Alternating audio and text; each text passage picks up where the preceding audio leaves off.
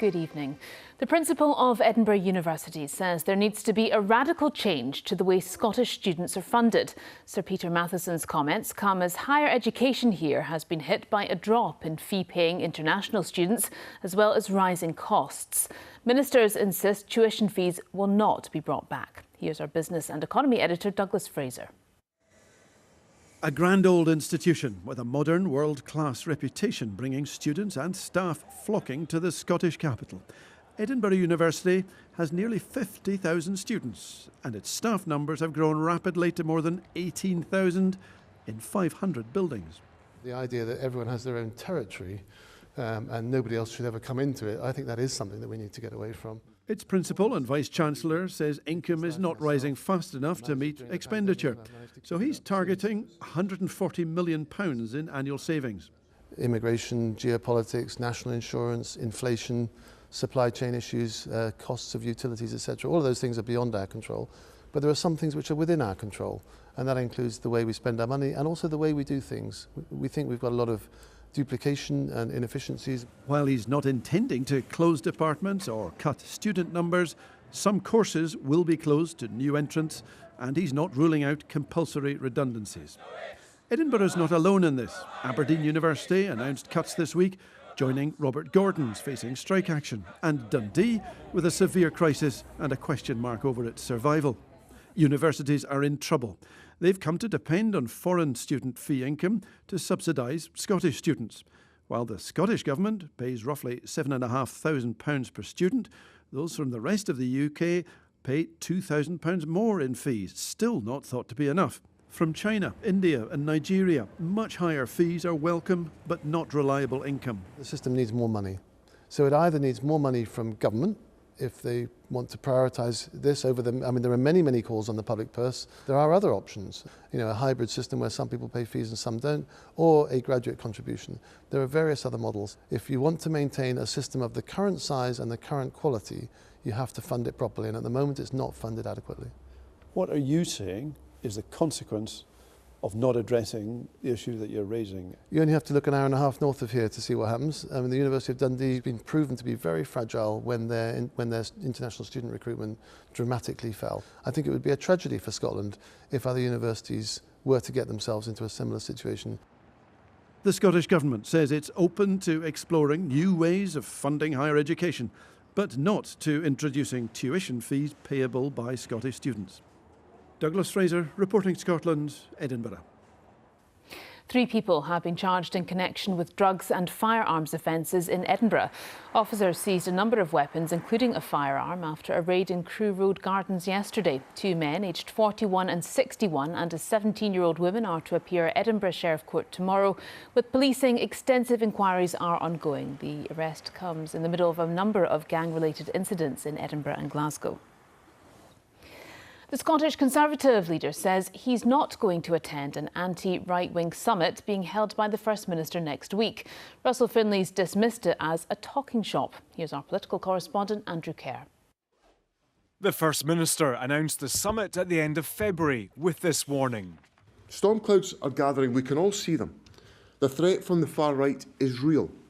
But that leaves me all the more convinced that working together is not only the right choice, but the only choice.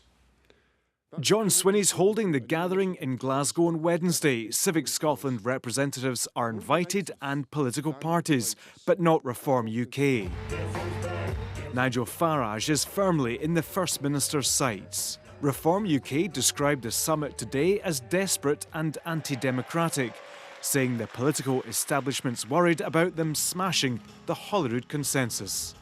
The Conservative leader was sceptical and today rejected the invitation to attend. What is the point in attending a summit which just allows John Swinney to showboat and to grandstand and to make all sorts of noises to no avail? This is a government that governs by press release.